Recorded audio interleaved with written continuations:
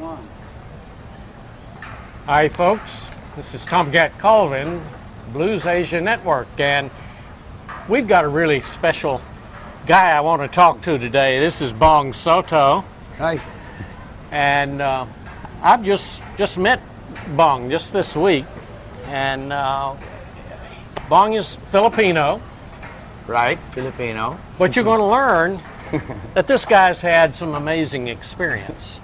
And what I want to do, first of all, Filipino playing blues. Why are you playing blues? Why am I playing blues? Because it's the sort of form of genre that I've always wanted to play for years and years. I've played from rock to ballads and I've always wanted to end up playing blues. Yeah. And finally, I was able to play what I want to play in my older age. Yeah. You know. All right. Blues, but you came to blues out of acoustic folk background. Folk, yeah. But what is it about the blues that makes you want to play it? Touches my heart. That's what. Okay. And that's something I want to share with my friends and my family and all the people who love music out there. You know. Okay. That's the way I think the blues is all about. It's about touching people's hearts. I agree with you about that. Now, one of the things about Bong's history that I find so remarkable is you aren't playing in the Philippines. You went to New Zealand, and then the big jump for you was to Melbourne. Australia. Australia. Yeah. How do you say Australia? Australia. Ah, okay. Melbourne, Australia. Okay. Good on you, mate. Yeah. Now, how is it you got to Melbourne, and what took you there? Well, I started playing in New Zealand, and after 7 years of gigging in New Zealand, I mean, it's such a small, compact country, and we finished probably playing all the small, big venues, and I was looking for somewhere else to play. So I scouted around, and the next country that was right across the Tasman was Australia. So I heard a lot of very good things about Melbourne. It's the music capital of the whole Australia, and I went to Australia, never looked back. Yeah. And yeah. And you put together a band to take with you. Many bands. Well. Yeah, many bands. But tell me about the first one. The first one that I put in was two Filipinos and one Maori and New Zealander, and we were called Foreign Exchange, and we played nothing but the blues. Nothing but the blues, man. Nothing. Yeah. So no shit aside, only the blues. Only the blues. Yeah, only the blues. How much work did you get? 7 nights a week. 7 nights a week. 7 nights a week. 7 nights a week. Oh my goodness. Yeah.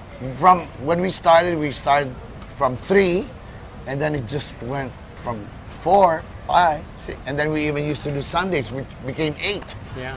And then I had to cut it back because it was too much. Yeah. Playing the blues every time, something. But we wanted to put a lot of money behind us so that we could sort of move on to somewhere else, you know what I mean? And you cannot do that without any bread, of course, so that's what we did. Yeah, okay. Now, when did you go to Melbourne? What year? 1989. 89. 89. Yeah. My goodness, that was 20-something odd years ago. Yeah. It's more than... It's, more. Yeah, it's 22 years. 22 years. Yeah. Yeah. My goodness. Playing blues. Playing blues. But in Melbourne, I played all sort of. I played rock, top 40, you name it, I've done it. But fortunately enough, and praise Allah, that He has allowed me to play what I want to play now. And I've just been playing for the last 10 years, just blues. Just blues. Just blues. That's amazing. A Filipino in Australia playing blues. Playing blues all the time and making a living at it. That's it. Amazing. Yeah.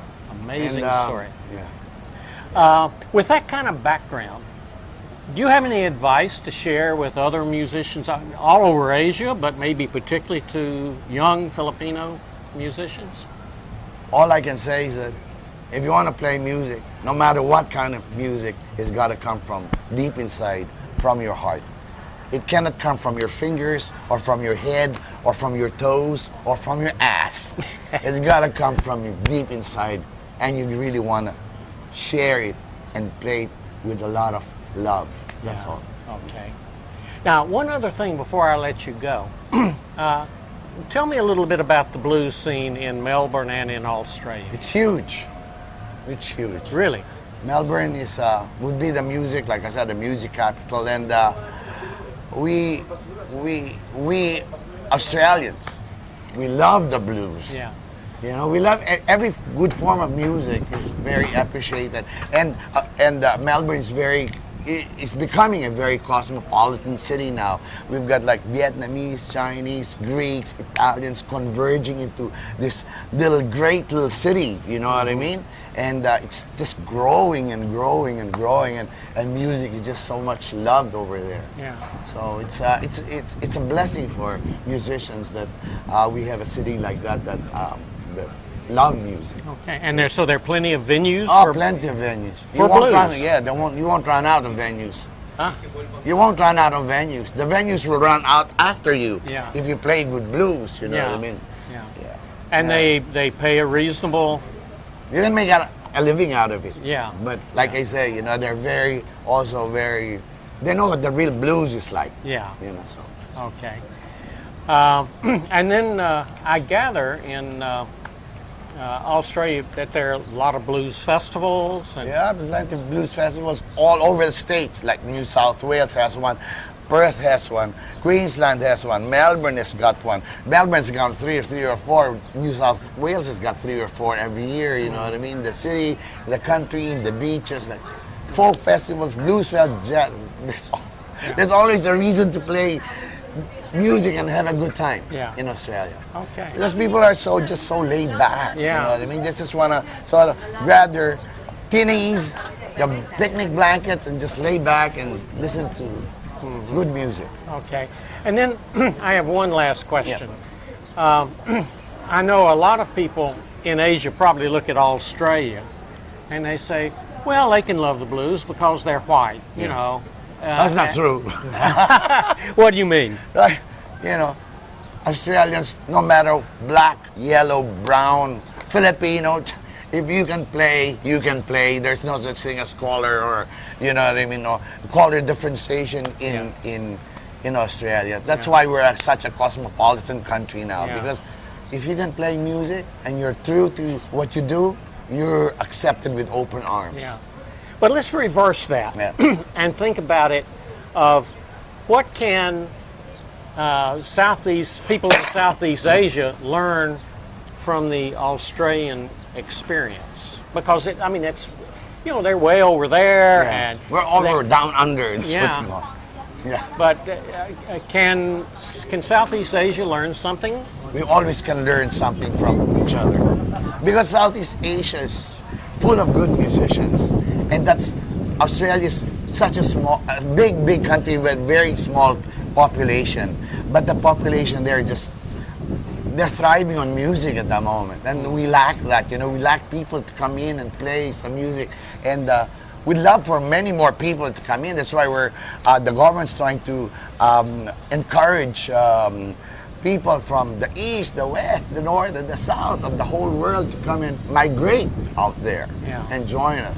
This big, beautiful world of Australia. Okay. Yeah. Well, you've certainly done it, and I must say I take my hat off to you. Thank you, Tom. Thank you for having me today.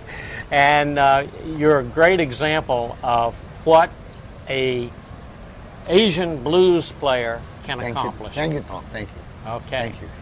And that's it for today from Blues Asia Network. See you next time. See ya.